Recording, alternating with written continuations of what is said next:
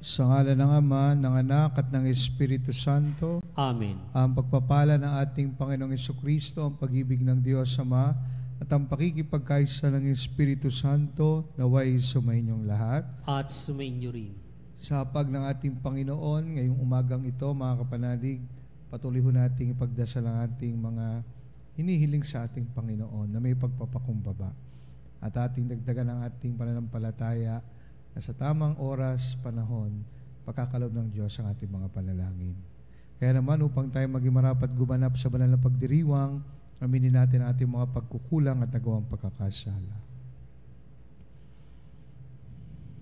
Inaamin ko sa makapangyarihang Diyos at sa inyong mga kapatid, na lubha akong nagkasala sa isip, sa salita at sa gawa at sa aking pagkukulang.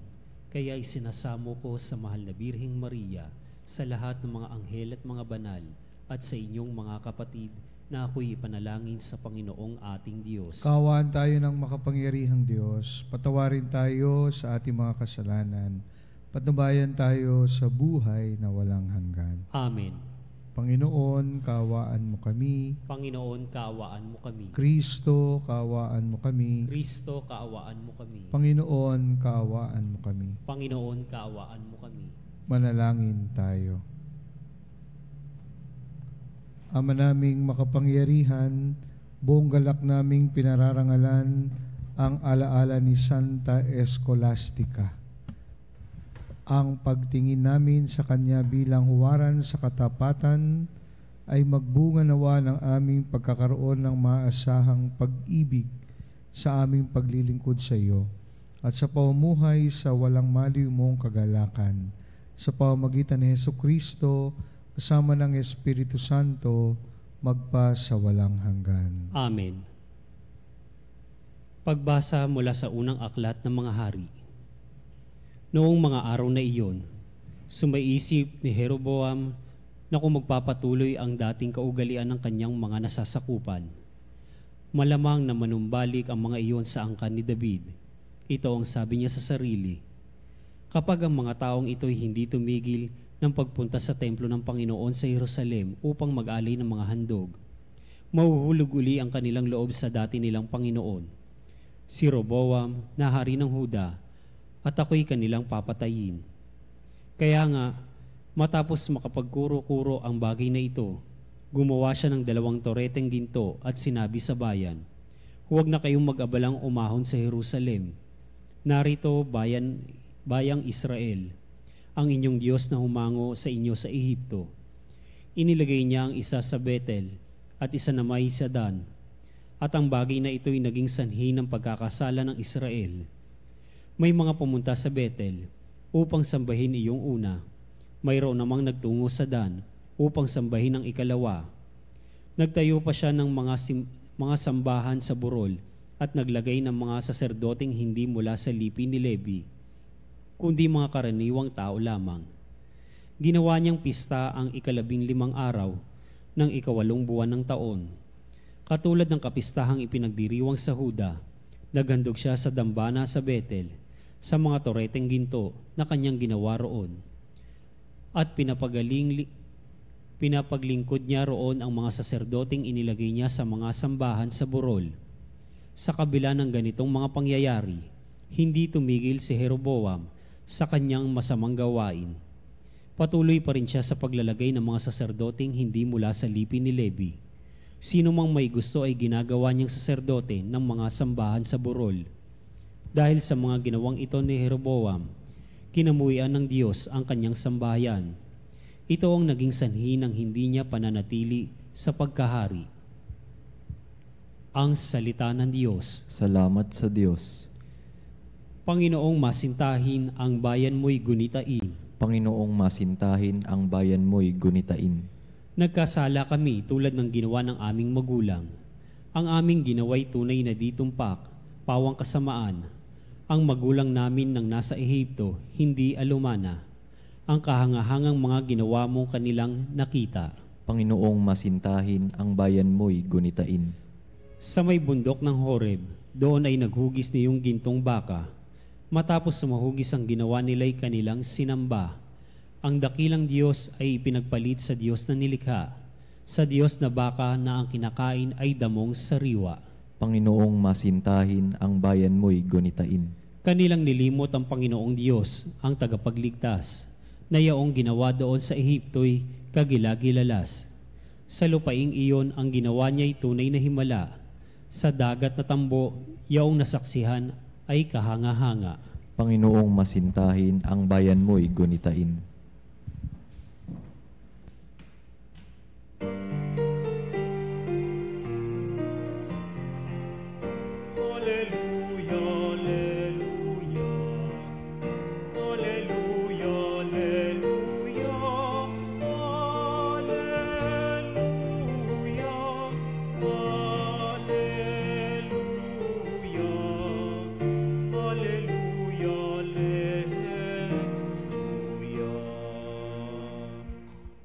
Ang tao ay nabubuhay sa salita ng may kapal na pagkaing kanyang bigay. Sumainyo ang Panginoon. At sumainyo rin. Ang mabuting balita ng Panginoon ayon kay San Marcos. Papuri sa iyo, Panginoon.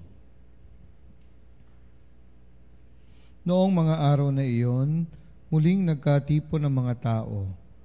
Naubos na nila ang kanilang pagkain. Kaya tinawag ni Jesus ang kanyang mga alagad at sinabi sa kanila, "Nahahabag ako sa mga taong ito, sapagkat 3 araw na ngayong kasama ko sila at wala na silang makain. Kung papauwiin ko ng gutom, mahihilo sila sa daan. Galing pa naman sa malayo ang ilan sa kanila. Saan po tayo kukuha ng tinapay dito sa ilang para magkasya sa ganitong karaming tao?" Tugon ng mga alagad, "Ilan ang tinapay ninyo riyan?" Tanong ni Jesus. "7 po," sagot nila. Ang mga tao ay pinaupo ni Jesus sa lupa, kinuha niya ang 7 tinapay at nagpasalamat sa Diyos. Pinagpira-piraso niya ang mga iyon at ibinigay sa mga alagad upang ipamahagi sa mga tao. Gayon nga ang ginawa ng mga alagad. Mayroon din silang ilang maliliit na isda. Muli siyang nagpasalamat sa Diyos at iniutos niyang ibigay din iyon sa mga tao. Kumain ang lahat at nabusog. At nang tipunin nila ang mga pira-pirasong tinapay na lumabis, nakapuno sila ng 7 bakol na malalaki. At may 4,000 ang kumain. Pinayaw ni Jesus ang mga tao saka siya sumakay sa bangka kasama ng kanyang mga alagad at nagtungo sa lupain ng Dalmanuta. Mga kapatid, ang mabuting balita na ating kaligtasan. Pinupuri ka namin, Panginoong Hesukristo. Mapagpalang umaga po mga kapanalig sa ating lahat.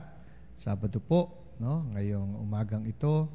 At patuloy po tayo magpasalamat sa Diyos sapagkat tayo po'y nakapagdiwang at nagdiriwang ngayon ng banal na misa. Although online po tayo, isang malaking karangalan at pagpapala po ito. Napakaganda po ng mga pagbasa ngayong araw at I'm sure ay hindi lang naman po ito una ninyong narinig at napagnilayan ang pagpaparami ng Panginoon ng tinapay. Ano po? Ang magandang tanong para mas maunawaan ho natin ang magandang mensahe ng Panginoon sa atin ay ano ba ang mga kagutuman natin ngayon sa ating personal na buhay at sa pangkalahatan, no? Gutom ka ba at ano ang nagpapagutom sa iyo? O mga gutom na nais mong tugunan ng ating Panginoon? What is the deepest hunger of our people today? Sa ating Ebanghelyo, narinig ho natin na pinarami ng Panginoon ang tinapay at ang isda sa napakaraming tao. At i-assume natin na may mga tao dyan, hindi lang gutom, kundi gutom din sa kagalingan.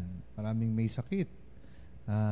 Mga tao na tinataboy at talagang wala ni anuman na pag-aari sa buhay at kayamanan. mga outcast, mga taong nawalan ng pag-asa at mga mahihirap. Kaya nung pinakain at binusog ng Panginoon yung 4,000 tao na nakita natin at narinig sa pamamagitan ng konting resources, 7 tinapay at ilang isda, no? Makikita nyo na yung reaksyon ng mga alagad para sa kanila, ito'y imposible. Pero sa ating Panginoon, hindi. If we only break our selfishness and greediness.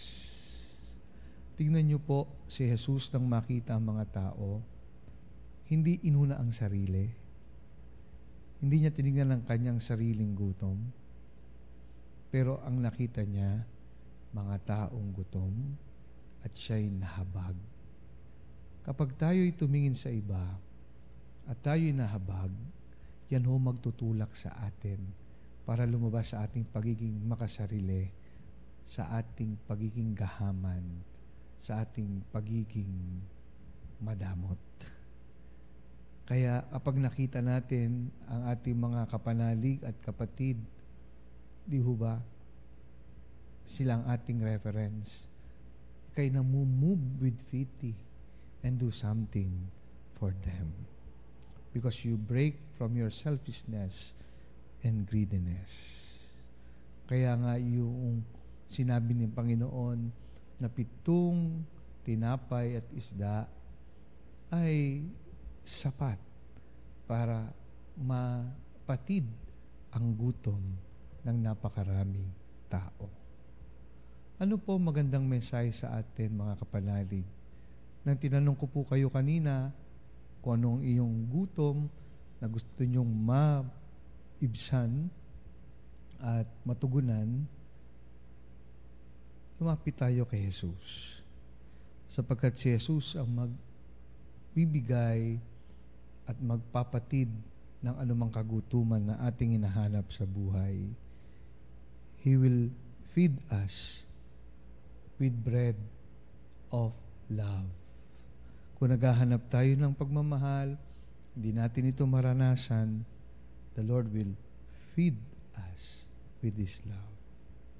Kung ikaw ay naghahanap ng awa at ng habag, Jesus will feed us with the bread of mercy, the wellspring of joy, serenity, and peace.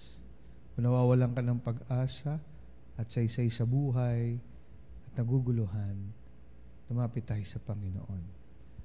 Papatidin niya ang ating pagwawalang bahala sa buhay at pagiging walang pag-asa, because Jesus will feed us with the bread of hope, which will serve as a source of our healing, reconciliation, and wholeness.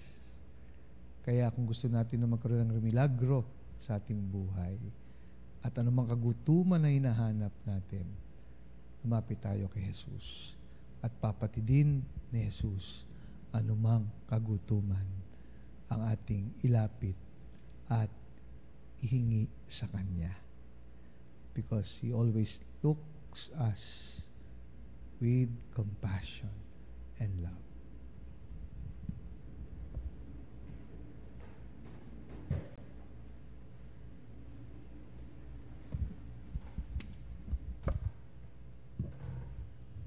Sa pagpapakain ng 5,000 tao, pinakita ng ating Panginoon na ang Diyos Ama ang siyang nagbibigay ng lahat ng ating pangangailangan. Hilingin natin sa Kanya ang lahat ng biyayang ipagkakaloob niya sa atin. Panginoon, dinggin mo ang aming panalangin. Panginoon, dinggin mo ang aming panalangin. Ang ating mga pastol, lalo na ang Santo Papa at mga obispo, naway patuloy tayong bigyan ng mga tamang katarungan sa pananampalataya. Manalangin tayo sa Panginoon. Panginoon, dinggin mo ang aming panalangin. Ang mga may tungkulin upang labanan ang tagutom, naway maging matagumpay sa kanilang pagsusumikap na mapakain ang mga milyon-milyong nagugutom na tao. Manalangin tayo sa Panginoon. Panginoon, dinggin mo ang aming panalangin. Ang mga nagugutom kay Kristo, naway matagpuan ng iisang Panginoon, iisang pananampalataya at iisang binyag. Manalangin tayo sa Panginoon. Panginoon, dinggin mo ang aming panalangin. Ang mga may sakit at mga may kapansanan, naway makatagpo ng kalinga, suporta at kasiyahan mula sa kanilang mga pamilya. Manalangin tayo sa Panginoon. Panginoon, dinggin mo ang aming panalangin. Ang mga tapat na yumao, naway makarating sa walang hanggang kasiyahan sa kaharian ng Diyos. Manalangin tayo sa Panginoon. Panginoon, dinggin mo ang aming panalangin. Sama natin ngayon sa ating mga panalangin, ating mga pansariling kahilingan, at lahat po ng intensyong inialay sa misang ito. Makapangyarihang Ama, binigyan mo kami ng tinapay buhat sa langit upang maging pagkain namin sa aming paglalakbay. Gabayan mo ang bawat hakbang namin sa daan ng katarungan at kapayapaan. Nihiling namin ito sa pamamagitan ni Kristong aming Panginoon. Amen.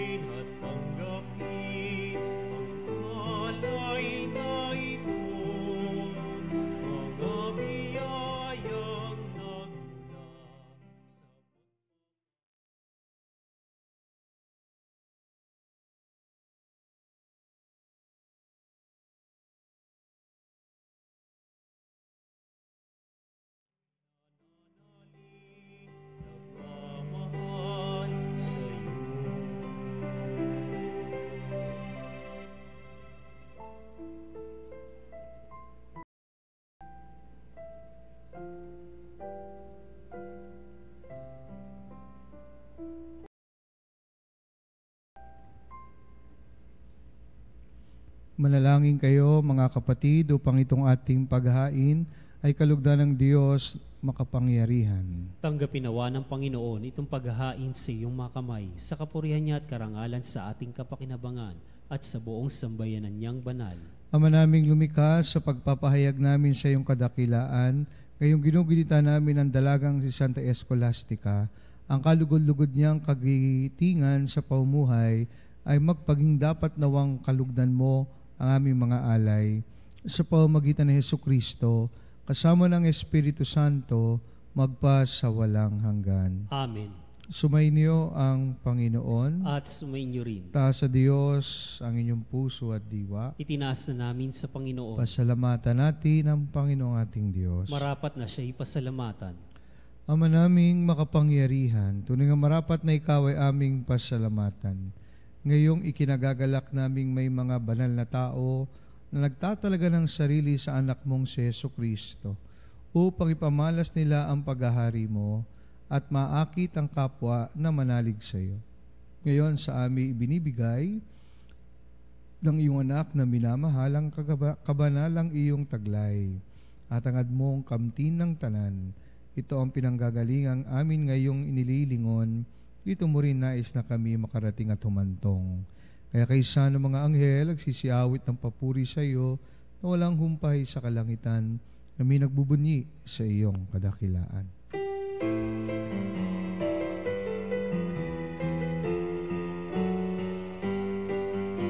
Santo, Santo, Santo, Diyos makapangyarihan, puspos na luwalhati ang langit at lupa.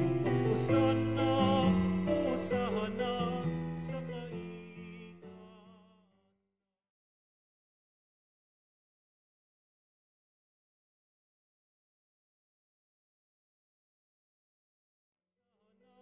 Sa kaitaasan,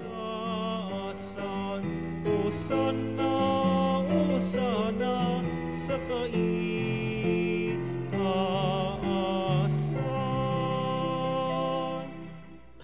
Ama naming banal, ikaw ang bukal ng tanang kabanalan, kahit sa pamamagitan ng iyong Espiritu, gawin mong banal ang mga kaloob na ito, upang para sa amin maging katawan na dugo ng aming Panginoong Jesucristo. Bago niya pinagtiis ang kusang loob na maging handog, inawakan niya ang tinapay, pinasalamatan kanya, pinaghati-hati niya yon, iniabot sa kanyang mga alagad at sinabi, Tanggapin ninyong lahat ito at kanin. Ito ang aking katawan na ihahandog para sa inyo.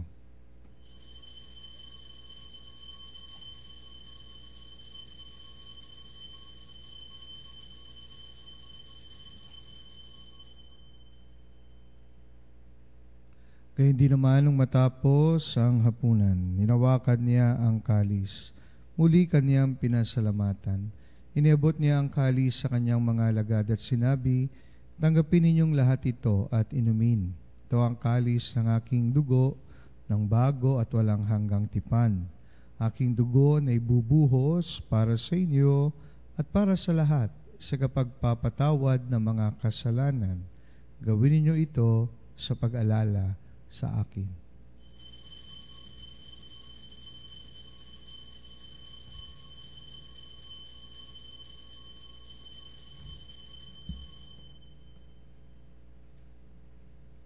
Pagmunyi natin ang misteryo ng pananampalataya.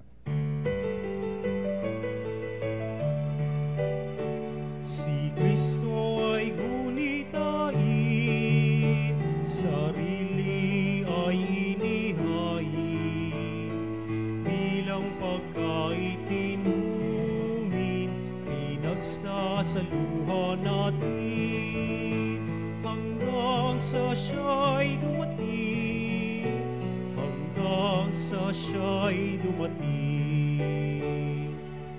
Ama, ginagawa namin ngayon ang pag-alala sa pagkamatay at muling pagkabuhay ng iyong anak.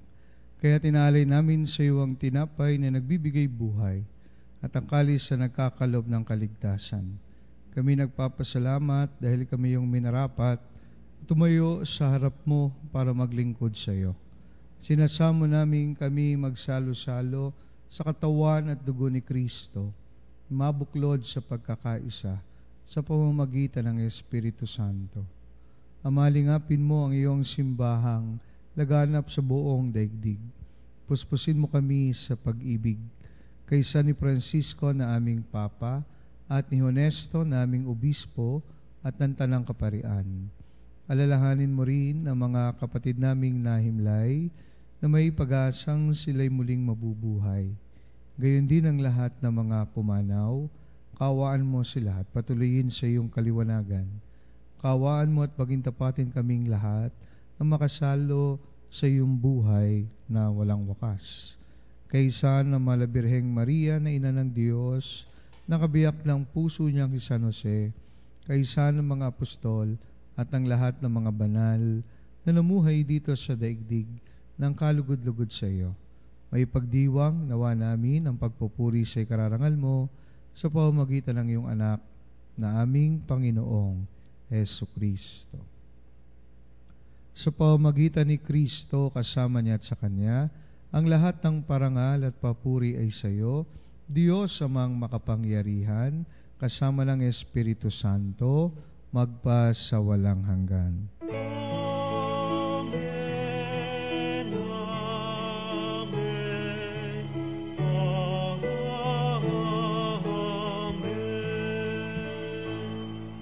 Dumulog tayo ngayon sa ating Ama sa panalangin na itinuro sa atin ng ating Panginoon.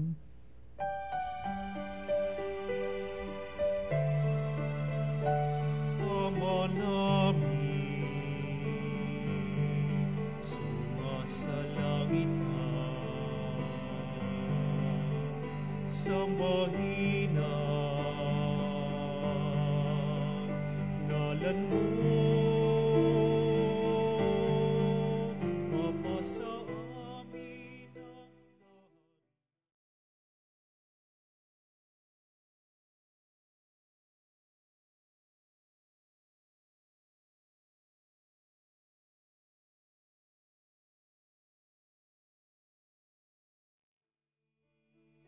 Binigyan mo kami ngayon ng aming kakanin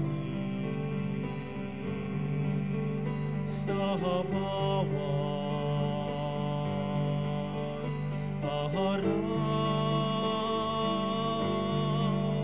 at patawarin mo aming sala.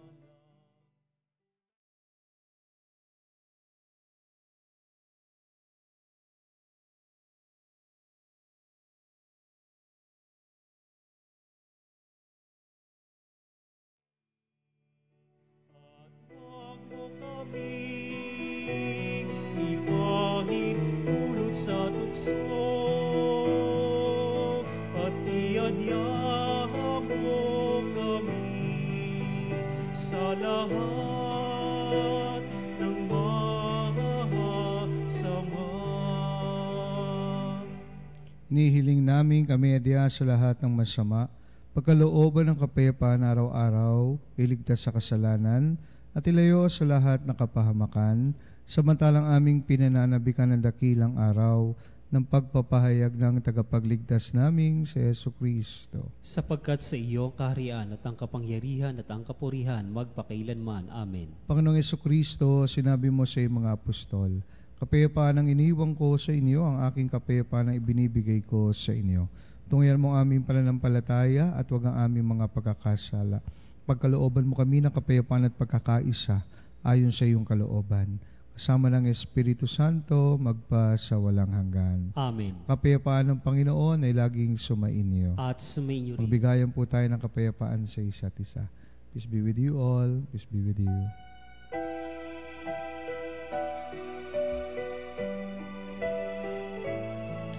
Kordero ng Diyos na nag-aalis ng mga kasalanan ng sanlibutan,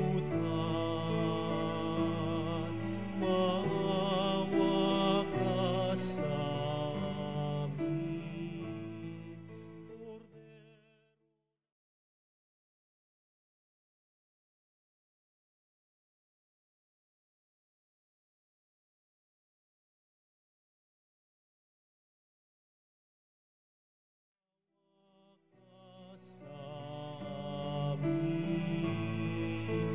Agnus Dei qui tollis peccata mundi, dona nobis pacem, dona nobis pacem, dona nobis pacem.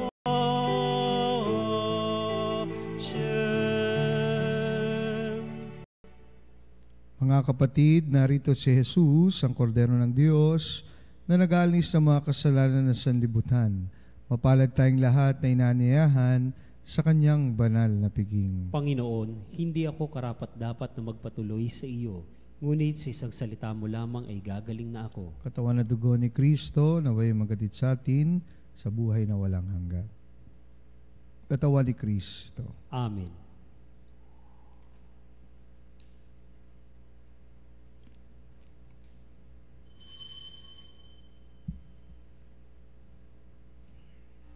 Mga kapanalig, ating dasalin ang komunyong espiritual. O Jesus, nananalig ako sa pananahan mo sa kabanal-banalang sakramento. Minamahal kita higit sa lahat at hangad ka ng aking kaluluwa. Hindi ko man matatanggap ngayon ang iyong katawan at dugo, inaasahan ko na patuloy kang mamumuhay sa aking puso. Naniniwala ako na narito ka at kaisa ka ng aking buong pagkatao. Huwag mong ipahintulot na mawalay ako sa iyo. Amen. Panalangin sa Birhen ng Lourdes. O mapagkalingang Birhen ng Lourdes, kami mga dumaranas ng mga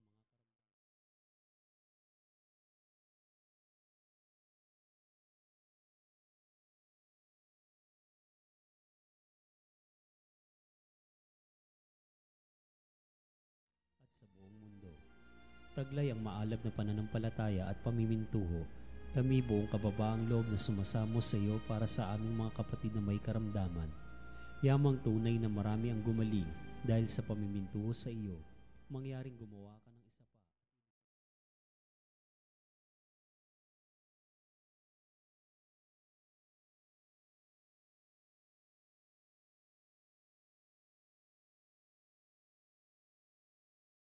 Birhen ng Lourdes, ipanalangin mo kami. Manalangin tayo. Ama naming mapagmahal, sa pagsasalo namin ngayon sa banal na pakikinabang, matulungan nawa kami ng ulirang katapatan ni Santa Escolastica upang tanging ikaw ang aming mahalin habang iniako namin ang malasakit ni Jesucristo kasama ng Espiritu Santo magpa sa walang hanggan. Amen. Sumainyo ang Panginoon. At sumainyo rin. Pagpalain po kayo ng makapangyarihang Diyos, Ama, Anak, at Espiritu Santo. Amen. Tapos ng banal na misa, humayo tayo sa pag-ibig at kapayapaan ni Kristo. Salamat sa Diyos.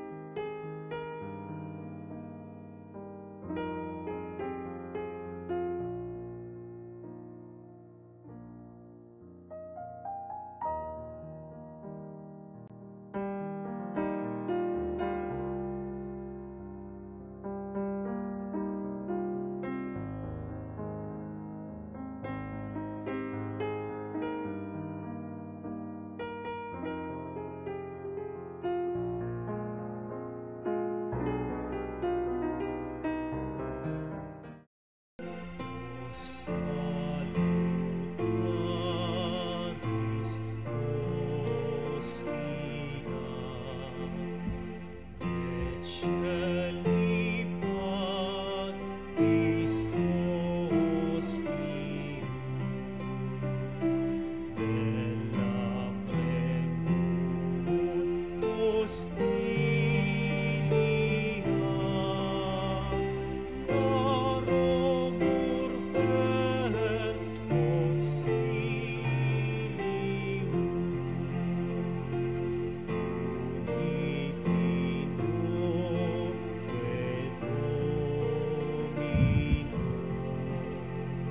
Sit sempiter na gloria, quibitam sihi termino, nobis notet in patria.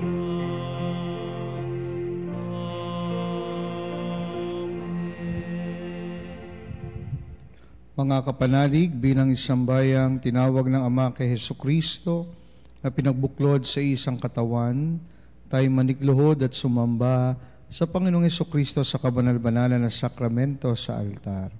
Sa sandaling ito ng pagpupuri at pagsamba sa banal na sakramento, alalahanin natin ang ating mga kapanalig na kasama natin ngayong nakikinig at nakasubaybay sa ating himpilan.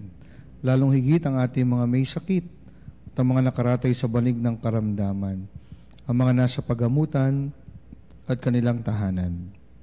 At ang lahat ng tangi sa Diyos lamang umaasa ng kagalingan. Ngayon din ipanalangin natin ang mga nanghihina sa kanilang pananampalataya, ang mga nakararanas ng matinding kalungkutan, takot at pangamba, mga nawawalan ng pag-asa at lakas ng loob. O Diyos, halina't kami tulungan. O Panginoon, magmadali ka sa iyong pagdamay. Papuri sa Ama at sa Anak at sa Espiritu Santo. Kapara noong unang ngayon at magpasawalang hanggan. Amen. Purihin ang makapangyarihang Ama na nagsugo sa kanyang bugtong na anak upang tayo maipagkasundo sa Kanya. Pinupuri ka namin ngayon at kailanman. Purihin ang Panginoon Jesucristo, ang Kordero ng Diyos, na nag-alay ng kanyang katawan na dugo bilang pagtubos sa sala ng tanan. Pinupuri ka namin ngayon at kailanman. Purihin ang Espiritu, ang Panginoon nagpapabanal, na pumupuspos at nagbibigay kagalingan sa lahat. Pinupuri ka namin ngayon at kailanman.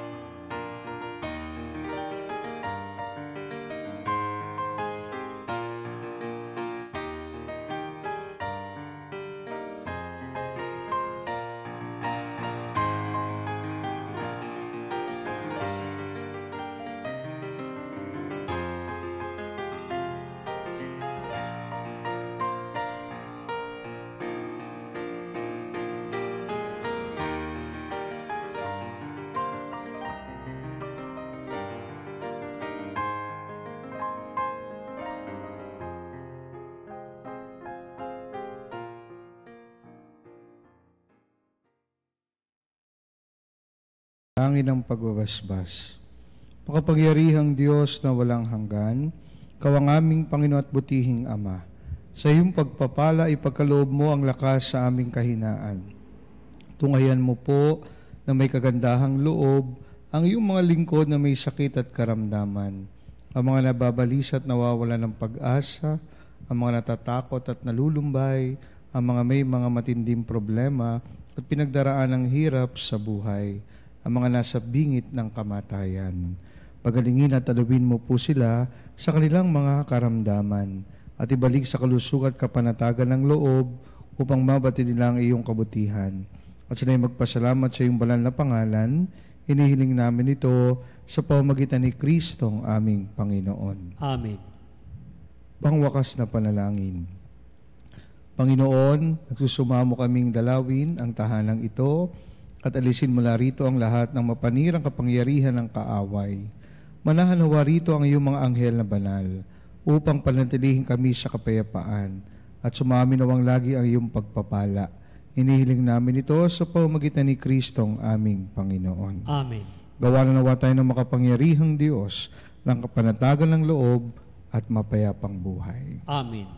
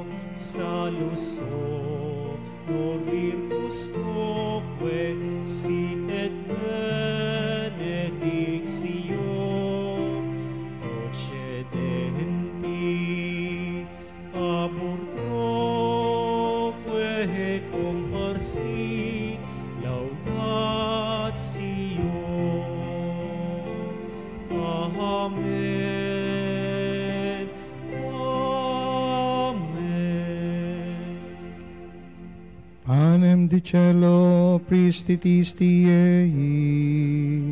Omne delectamentum in se habente.